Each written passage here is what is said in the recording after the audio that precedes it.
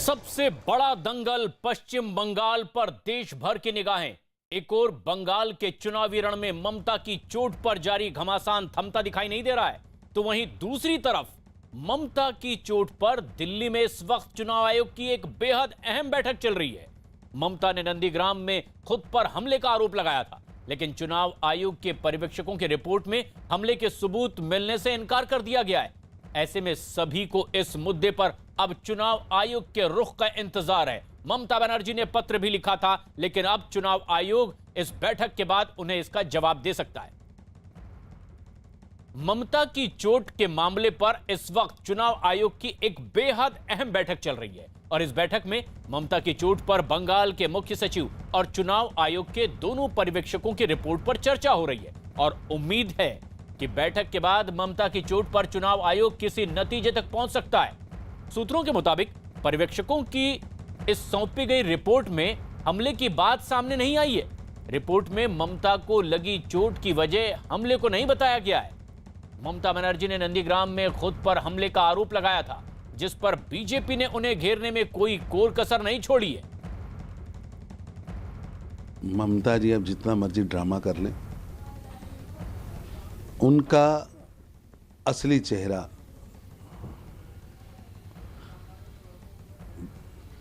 ड्रामेबाज का चेहरा, उच्च कोटि के ड्रामेबाज का चेहरा सामने आ चुका है। जनता समझ रही है कि हारी हुई बाजी जीतने के लिए वो कितना बड़ा खेल खेल रही है, लेकिन ये खेल कामयाब होने वाला नहीं है।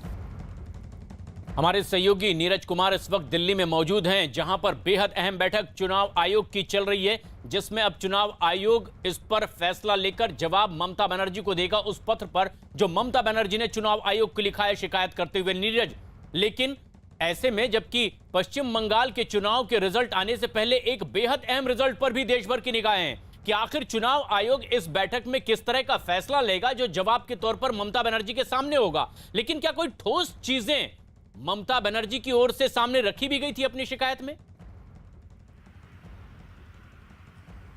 टीएमसी की तरफ से रखी गई थी प्रशांत, जब उन्होंने पत्र लिखा था चुनाव आयोग को और चुनाव आयोग से कहा था टीएमसी ने कि एक दिन पहले डीजीपी का ट्रांसफर होता है और उसके बाद ये घटना घटती है, तो टीएमसी ने कहीं ना कहीं पूरे मामले को डीजीपी के ट्रांसफर से भी जोड़ा था। लेकिन दूसरी अहम बात है कि देखिए मामला कितना गंभीर है, इस बात का अंदाजा आप इसी तथ्य से लगा सकते, इसी फैक्ट से लगा सकते कि आज शनिवार का संडे का दिन है, छुट्टी का दिन होता है, लेकिन आज भी चुनाव आयोग के तमाम अधिकारी इस वक्त चुनाव आयोग के अंदर मौजूद हैं और बैठक कर रहे हैं। दूसरी अहम बात, 2 रिपोर्ट है चुनाव आयोग के पास और दोनों रिपोर्ट मिलती जुलती नहीं है। दोनों रिपोर्ट में फर्क भी है, क्योंकि मुख्य सचिव की जो रिपोर्ट आई थी उस पर चुनाव आयोग ने स्पष्टीकरण भी मुख्य सचिव से मांगा था। ऑब्जर्वर की रिपोर्ट बहुत ही कुछ कहते, उसमें यह साफ किया गया है कि हमला ममता बनर्जी पे नहीं हुआ था, लेकिन सिक्योरिटी लैप्स हुए थे और ईसीआई नॉर्म्स के तहत इवेंट की इजाजत नहीं ली गई थी। देखना होगा कि क्या आउटकम होता है बैठक का, लेकिन बैठक के बाद कोई जानकारी जरूर मिलेगी चुनाव आयोग से और उसके बाद पता चलेगा कि टीएमसी को लेकर चुनाव आयोग का क्या रुख है। आज देश भर की निगाहें भी है चुनाव आयोग की जो ये बेहद अहम बैठक चल रही है नीरज, जिसे आप नजदीक से कवर कर रहे हैं। तकरीबन 1 घंटा होने को आया, बैठक चल रही है, विचार विमर्श, जो रिपोर्ट पश्चिम बंगाल से आई है उस पर मंथन चल रहा है कि कौन कौन से तथ्य सामने निकल कर आए हैं। उन तथ्यों की पड़ताल हो रही है जिसमें टीएमसी की ओर से यह आरोप लगाए गए कि ममता बनर्जी पर साजिशन हमला किया गया है।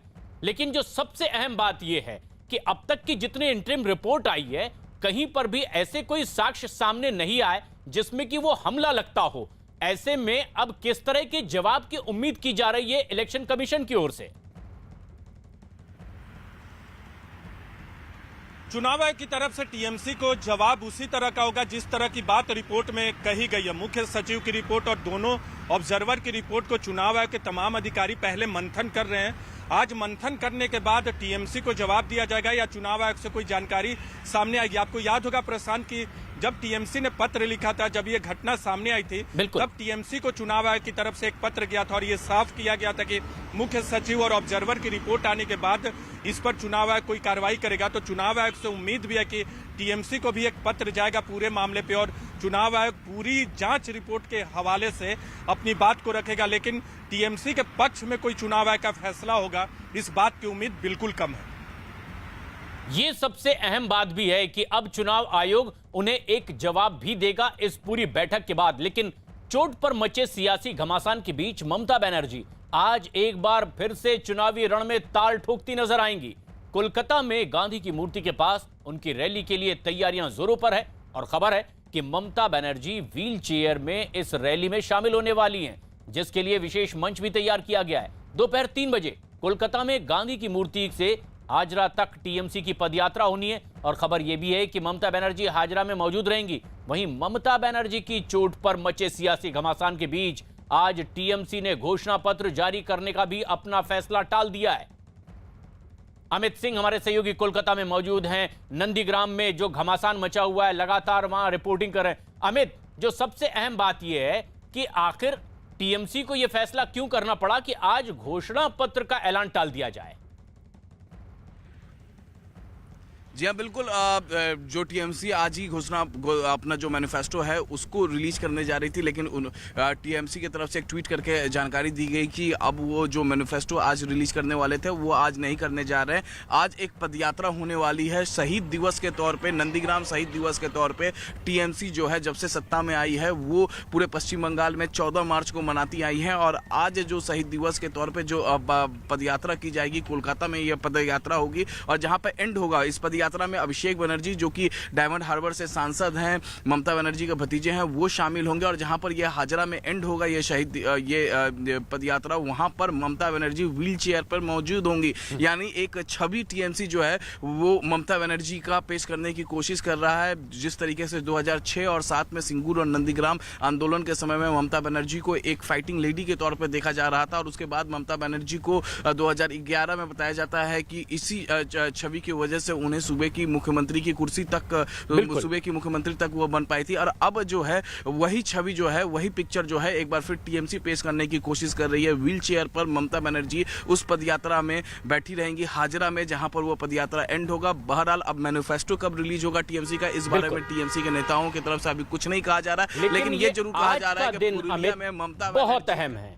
कृषक दिवस के तौर पर ममता बनर्जी और टीएमसी इसे मनाती रही है और उर्वरक भूमि तैयार हुई इसी नंदीग्राम से जहां से ममता बनर्जी सत्ता तक पहुंची। लेकिन बंगाल में सियासत का यह एक ऐसा दौर चल रहा है जहां राजनीतिक दलों के बीच एक दूसरे के माइलेज लेने की होड़ भी मची हुई है और इस होड़ में ममता बनर्जी को लगी चोट एक बड़ा मुद्दा बन गया है।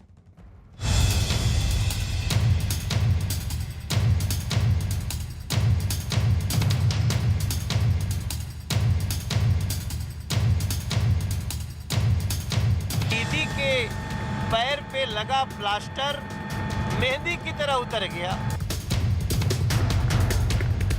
ममता जी के ऊपर जो अटैक हुआ, मैंने सोचा कि अब बाहर रहकर नहीं बल्कि बगल में रहकर, अंदर रहकर मुझे उनका साथ देना चाहिए। तो घबराई हुई है, नया नया तरीका ढूंढ करके लोगों का सिंपैथी क्रिएट करने का प्रयास करी है।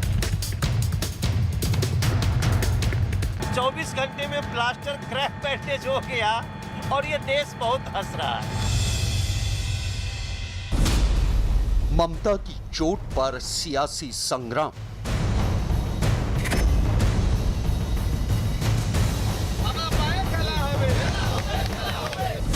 मुख्य सचिव की रिपोर्ट से चुनाव आयोग नाखुश।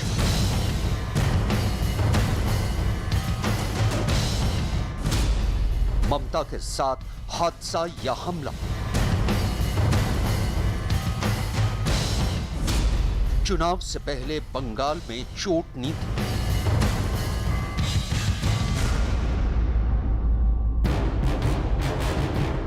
बंगाल चुनावों में पहले चरण की तारीख जैसे जैसे नजदीक आ रही है वैसे वैसे सियासी पारा चढ़ता जा रहा है। इसी कड़ी में नंदीग्राम में ममता बनर्जी को लगी चोट सियासी संग्राम का सबब बन गई है। खबर है कि चुनाव आयोग बंगाल के मुख्य सचिव की उस रिपोर्ट से नाखुश है जो ममता बनर्जी की चोट को लेकर चुनाव आयोग को सौंपी गई है। सबसे पहले समझते हैं कि आखिर बंगाल के मुख्य सचिव की रिपोर्ट में वो कौन कौन सी खामियां हैं जो चुनाव आयोग के सामने सवाल बन गई हैं। पहली वजह, खबर है कि मुख्य सचिव की रिपोर्ट में ये साफ नहीं है कि चोट हादसा थी या फिर हमला होने से लगी। दूसरी वजह, मुख्य सचिव ने अपनी रिपोर्ट में जिन चश्मदीदों का जिक्र किया है उनके बयान भी अलग अलग हैं। तीसरी वजह, रिपोर्ट में यह भी साफ नहीं है कि कार का दरवाजा खंबे से टकराया या फिर कार के दरवाजे को धक्का दिया गया था। बंगाल के मुख्य सचिव की रिपोर्ट में इन सवालों का कोई जवाब चुनाव आयोग को साफ साफ नहीं मिला है। यही वजह है कि चुनाव आयोग ने इस मामले में कुछ और स्पष्टीकरण मांगे हैं। उधर मुख्य सचिव और पर्यवेक्षकों की रिपोर्ट पर चुनाव आयोग की बैठक में लगातार मंथन जारी है। दावा किया जा रहा है कि ममता बनर्जी पर चुनाव आयोग के पर्यवेक्षकों की रिपोर्ट में हमले का जिक्र नहीं किया गया है। रिपोर्ट में ममता को लगी चोट की वजह हमले को नहीं बताया गया है, जबकि ममता बनर्जी ने खुद अपने ऊपर हमले का आरोप लगाया था। ममता बनर्जी की चोट पर मचे इस सियासी घमासान के बीच अटल सरकार में वित्त मंत्री रहे यशवंत सिन्हा ने टीएमसी में शामिल होकर सियासी पंडितों को चौंका दिया है। इस दौरान उन्होंने न सिर्फ टीएमसी में शामिल होने की अपनी वजह को साफ किया, बल्कि लगे हाथ उन्होंने ममता बनर्जी को लगी चोट के मुद्दे को भी हवा दे दी। वो एक तरह से वो मोमेंट ऑफ डिसीजन था ममता जी के ऊपर जो अटैक हुआ। मैंने सोचा कि अब बाहर रहकर नहीं बल्कि बगल में रहकर, अंदर रहकर मुझे उनका साथ देना चाहिए। सक्रिय सियासत से लंबे वक्त से दूर रहे यशवंत सिन्हा का टीएमसी में शामिल होना भले ही इस मौके पर चौंका रहा हो, लेकिन बीजेपी से उनकी वर्षों पुरानी अदावत का ही नतीजा है कि बंगाल के सियासी समर में वो अब टीएमसी का झंडा थामे हुए हैं। यही वजह है कि बीजेपी यशवंत सिन्हा और टीएमसी के इस नए रिश्ते को ज्यादा तवज्जो नहीं देना चाहती। पुरुलिया में बीजेपी की रैली की अगुवाई कर रहे मनोज तिवारी ने यशवंत सिन्हा पर जोरदार निशाना साधा है। आपकी पार्टी के एक नेता रहे यशवंत सिन्हा, वो आज तृणमूल कांग्रेस में शामिल हो गए, इस तरह खबर आ रही है कलकत्ता से। अरे वो कब के अलग रास्ते पे हैं और उनका रास्ता हम लोग उन्हीं को मुबारक, उनका रास्ता उन्हीं को मुबारक। वो बहुत लंबे समय से नरेंद्र मोदी जी के नीतियों का विरोध कर करके अपना परिचय दे चुके हैं। इससे पहले शुक्रवार को ममता बनर्जी को कोलकाता के एसएसकेएम अस्पताल से छुट्टी मिल गई। इस दौरान व्हील चेयर पर अस्पताल से निकली ममता बनर्जी के बाएं पैर में प्लास्टर भी चढ़ा हुआ दिखाई दिया। कैमरा देखते ही ममता बनर्जी ने हाथ जोड़कर मीडिया का आभार जताया। दावा किया जा रहा है कि ममता बनर्जी की सेहत में सुधार के बाद ही उन्हें कुछ हिदायतों के साथ एक बड़ी खबर, आज बीजेपी की लिस्ट आ सकती है जिस पर सभी की निगाहें थी और कुछ ही देर में यह लिस्ट जारी हो सकती है, क्योंकि बीजेपी के केंद्रीय चुनाव समिति की बैठक चली, देर रात तक मंथन का दौर चला और असम और पश्चिम बंगाल के कई अहम नेता भी दिल्ली में मंथन कर रहे थे।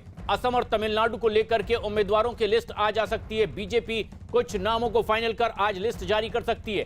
5 राज्यों के विधानसभा चुनाव पर यह इस वक्त की एक बड़ी खबर है। आज बीजेपी बंगाल, असम और तमिलनाडु के लिए उम्मीदवारों की एक और लिस्ट जारी कर सकती है। एक दिन पहले ही दिल्ली में बीजेपी चुनाव समिति की देर रात तक बैठक हुई और उम्मीदवारों के नाम पर मंथन होता रहा। करीब 5 घंटे तक ये बैठक चली है। बंगाल के अलावा असम, केरल, तमिलनाडु के भी उम्मीदवारों के नामों पर चर्चा हुई है, मंथन हुआ है और बैठक में प्रधानमंत्री नरेंद्र मोदी, गृह मंत्री अमित शाह, बीजेपी के राष्ट्रीय अध्यक्ष जेपी नड्डा, रक्षा मंत्री राजनाथ सिंह के अलावा कई और बड़े नेता भी मौजूद थे। खबर है कि असम के लिए 20 और तमिलनाडु के लिए 17 उम्मीदवारों के नामों का चयन हुआ है। इसके अलावा बंगाल के लिए करीब 70 उम्मीदवारों के नाम तय कर लिए हैं बीजेपी ने, जिसका ऐलान बस कुछ ही देर बाद हो सकता है। पश्चिम बंगाल, असम, तमिलनाडु के लिए कई उम्मीदवारों के नाम का ऐलान हो सकता है, क्योंकि कल देर रात तक चली इस बैठक में मंथन हुआ है और उन नामों की लिस्ट आज जारी हो सकती है बस कुछ ही देर बाद। बताया जा रहा है कि बंगाल से 70 नामों का ऐलान हो सकता है, यानी कि भारतीय जनता पार्टी के टिकट पर पश्चिम बंगाल के चुनावी मैदान में उतरने वाले उम्मीदवारों के नाम इस लिस्ट में हो सकते हैं। पश्चिम बंगाल में घमासान और सबसे बड़ा दंगल, लेकिन नंदीग्राम में महासंग्राम छिड़ा हुआ है। शुवेंदु अधिकारी आज नंदीग्राम आंदोलन के शहीदों को श्रद्धांजलि देने के लिए पहुंचे और उन्होंने नंदीग्राम में अपनी जीत का दावा किया। लेकिन नंदीग्राम दिवस के मौके पर शुवेंदु अधिकारी के वहां पहुंचने से पहले ही टीएमसी समर्थकों ने हंगामा भी शुरू कर दिया और इसके बाद बीजेपी और टीएमसी कार्यकर्ताओं के बीच जमकर झड़प हुई है।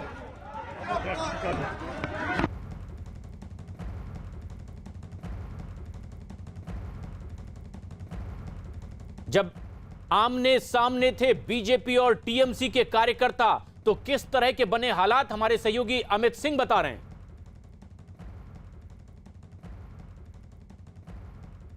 बीजेपी कार्यकर्ता और टीएमसी कार्यकर्ताओं के बीच झड़पें हो रही हैं। इस वक्त शुवेंदु अधिकारी यहां पर पहुंचने वाले हैं शहीद मीनार के में यहां पर, और यहां पर तस्वीरों में आप देखिए किस तरीके से एक तरफ जो है वो टीएमसी के कार्यकर्ता हैं, दूसरे तरफ जो है बीजेपी के कार्यकर्ता हैं, बीच में पैरामिलिट्री फोर्सेस के जवान मौजूद हैं, लोकल पुलिस के जवान मौजूद हैं। इससे पहले दोनों कार्यकर्ताओं के बीच हाथापाई भी यहां पर हो चुकी है और यहां पर आप तस्वीरों में देख सकते हैं एक तरफ यहां पर ममता बनर्जी के समर्थन में नारेबाजी हो रही है, तो दूसरी तरफ जय श्री राम को लेकर नारेबाजी हो रही है। जय श्री राम की नारेबाजी हो रही है। यहाँ पर तस्वीरों में आप देख सकते हैं कि लगातार यहाँ पर हंगामा हो रहा है। क्या हुआ था? हम लोग वो लोग गाली कर, हम लोग शहीद मीनार में आया, गाली देके कुछ फायदा नहीं है। वो जो खेलेगा ना, वो जो इतना जो आदमी भेजा ममता दिया, वो लोग को उतारने के लिए बोलो। हम लोग ठीक है, तो यहाँ पर आप तस्वीरों में देख सकते हैं कि एक तरफ टीएमसी के कार्यकर्ता जिनको पुलिस वहां से हटाने की कोशिश कर रही है, पैरामिलिट्री फोर्सेस के जवान भी हैं, वो उन्हें समझाने की कोशिश कर रहे हैं, तो दूसरी तरफ बीजेपी के कार्यकर्ता यहाँ पर मौजूद हैं। शुवेंदु अधिकारी बीजेपी के उम्मीदवार नंदीग्राम से वो यहाँ पहुंचने वाले हैं, थोड़ी देर में शहीद मीनार पर पहुंचने वाले हैं। और यहाँ पर आप देखिए तस्वीरों में किस तरीके से जो टीएमसी के कार्यकर्ता हैं वो यहाँ पर है। लगातार झड़पें हो रही है टीएमसी के कार्यकर्ता और बीजेपी के कार्यकर्ताओं के बीच में। यहाँ पर तस्वीरों में आप देख सकते हैं कि पुलिस जो है बीच बचाव करने की कोशिश कर रही है, पैरामिलिट्री फोर्सेस के जवान यहाँ पर तैनात है, लोकल पुलिस यहाँ पर तैनात है। दूसरी तरफ यहाँ पर बीजेपी के कार्यकर्ता हैं, काफी ज्यादा तादाद में पैरामिलिट्री फोर्सेस के जवानों को डिप्यूट किया गया है। यहाँ पर लोकल पुलिस भी यहाँ पर मौके पर मौजूद है। वीडियो जर्नलिस्ट दिनेश देवरी के साथ अमित कुमार सिंह, न्यूज 18 इंडिया, नंदीग्राम। कितनी बड़ी चुनौती मानते हैं आप? कोई चुनौती नहीं है, चुनौती नहीं है भाई, जनता मेरा साथ। आप 50,000 से ज्यादा जीते। हाँ, और भी ज्यादा होगा। और अमित, कुछ देर पहले शुवेंदु अधिकारी से भी आप बात करने की कोशिश कर रहे थे, किस तरह से वो देख रहे हैं घमासान को जो नंदीग्राम में एक महासंग्राम के तौर पर उभर कर सामने आया है? देखिए प्रशांत, एक बार फिर शुवेंदु अधिकारी ने ये ताल ठोक के कहा कि वो ममता बनर्जी को 50,000 से ज़्यादा वोटों से हराएंगे। और शुवेंदु अधिकारी जब यहाँ पर शहीद मीनार पर जब वो पहुँचे थे और शहीदों को, जो लोग 14 मार्च को जिन लोगों की मौत हुई थी उनको जब वो माली अर्पण कर रहे थे, उसके बाद उन्होंने मंच से ही वहीं से उन्होंने कहा कि जरूर कुछ लोग जो लोग अभी तक हमारे पार्टी में नहीं आए हैं, जो दूसरे तरफ से मंच से लगातार संबोधित कर रहे हैं, वो कुछ भी कर ले, वो भले ही यहाँ पर आके यहाँ मैं पहुँचने वाला था तो यहाँ पर उन लोगों ने उपद्रव किया, यहाँ झड़पें की, आप कार्यकर्ताओं के साथ, हमारे कार्यकर्ताओं के साथ, तो कुछ भी कर ले टीएमसी के कार्यकर्ता, हम वो, और उन्होंने कहा कि वो जीतेंगे और वो 50,000 वोटों से जीतेंगे, उससे ज़्यादा वोटों से जीतेंगे, जिस तरीके से उन्होंने पहले दावा किया था। तो शुवेंदु अधिकारी कॉन्फिडेंट है। तो दूसरी तरफ शुवेंदु अधिकारी के आने से पहले टीएमसी के जो कार्यकर्ता थे वो शहीद मीनार पर पहुँच गए। उन्होंने वहाँ पर बीजेपी कार्यकर्ताओं के साथ वहाँ पर उनकी झड़पें हुई, जिसके बाद काफ़ी मशक्कत करना पड़ा पैरामिलिट्री फोर्सेस के जवानों को,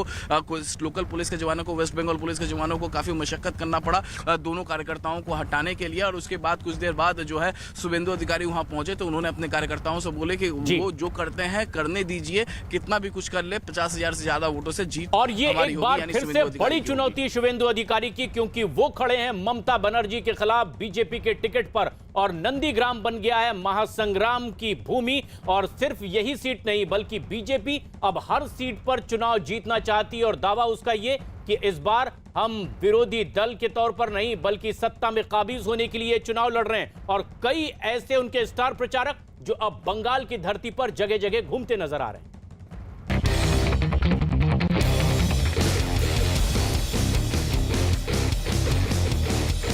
पश्चिम बंगाल में खेला होबे का नारा तो काफी पहले से लग रहा है, लेकिन असली खेला अब शुरू हुआ है। ममता बनर्जी व्हील चेयर से खेला होबे का नारा दे रही हैं, तो दूसरी तरफ बीजेपी ने भी अपने एक खिलाड़ी को मैदान में उतार दिया है। कौन है वो? मैं हूँ मनोज तिवारी, आप सबका। और मैं, हमारे साथ पूरी बंगाल का माँ है, मानुस है, और माटी पे खड़े हैं। चल रहे हैं हम पुरुलिया।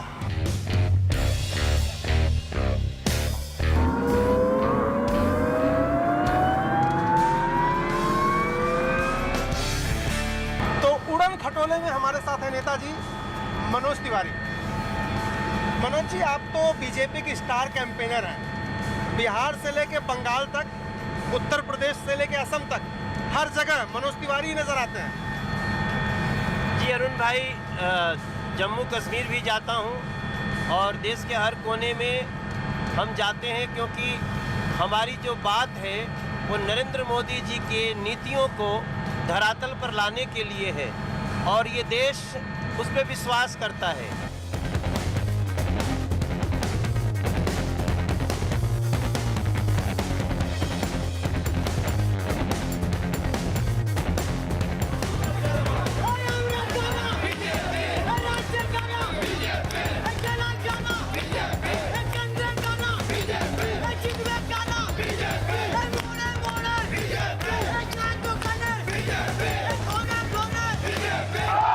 बीजेपी के स्टार कैंपेनर मनोज तिवारी पुरुलिया पहुंच गए हैं और विधानसभा कैंडिडेट के लिए रोड शो कर रहे हैं। इस वक्त आप देखिए कि एक मिनी ट्रक पर सवार होकर के भगवा गमछा पहन के फूल मालाओं से लदे हुए मनोज तिवारी लोगों का हाथ हिला के, हाथ जोड़ के अभिवादन कर रहे हैं। बहुत सारे लोग यहाँ पर हैं। क्या मनोज तिवारी को देखने आए हैं भीड़ क्या? सुबह से बारिश होता है, अभी तक में जो आदमी आता है ना, अभी गाड़ी रोड में खड़ा है, बहुत आदमी आता है, सब पहुंचने नहीं पाया, बारिश होता है।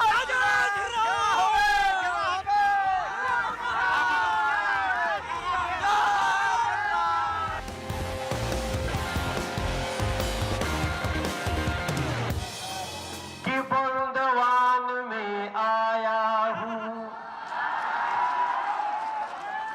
दोनों हाथ फैलाया, बंदवान में आइल बानी। ये भोजपुरी भाषा वाले हम तो है ना, तो आमी भालो करे बांग्ला जानी और भोजपुरी तो भाई पूछाई के नहीं, के वही खातिर हम जानल जाते हैं। लेकिन मेरा भाव है कि बंदवान में आया हूँ, दोनों हाथ फैलाया हूँ। अब पश्चिम बंगाल जगे, अब पश्चिम बंगाल जगे, बंदवान जगे, बड़ा बाजार में आया हूँ।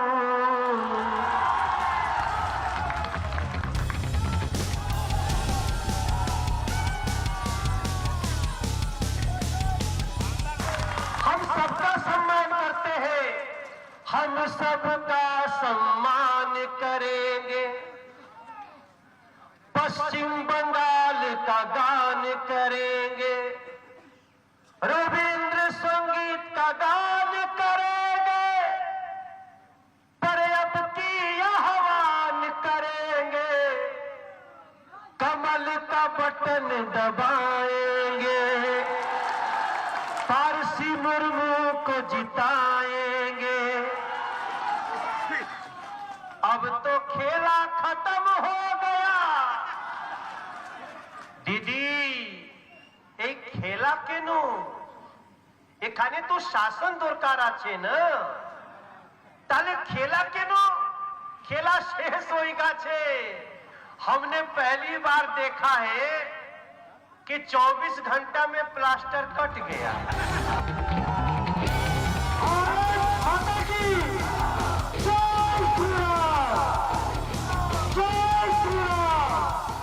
मनोज तिवारी पुरुलिया में एक छोटी सी जनसभा को संबोधित कर रहे हैं और अपने ही अंदाज में गाना गा करके और यहाँ के स्थानीय भाषा में लोगों से संवाद कर रहे हैं और लोगों का हाथ हिला के अभिवादन कर रहे हैं। देखिए, जनता उनसे मांग कर रही है, बहुत सारे लोगों की पसंद है फिल्मी डायलॉग, बहुत सारे लोगों की पसंद गाने हैं और जनता उनसे मांग कर रही है। तो देखिए, मनोज तिवारी अपने ही अंदाज में रोड शो के बाद अब एक छोटी सी जनसभा को भी संबोधित कर रहे हैं। चौक बाजार पे खड़ा मनोज तिवारी, दोनों हाथ उठा के बोलिएगा भारत माता की जय श्री राम। अभी हम बंदवान में बड़ा बाजार में हैं। यहाँ भी आपने देखा होगा एक जगह के बाद आगे नहीं जाने दिया गया, लेकिन जो रैली परमिशन नहीं मिल रही उतरने की वो है खड़गपुर में। वहाँ मेरे हेलीकॉप्टर को उतरने की परमिशन ही नहीं दे रहे हैं और लोगों का इतना इंतजार चल रहा है, मैं बड़ा दुखी महसूस कर रहा हूँ।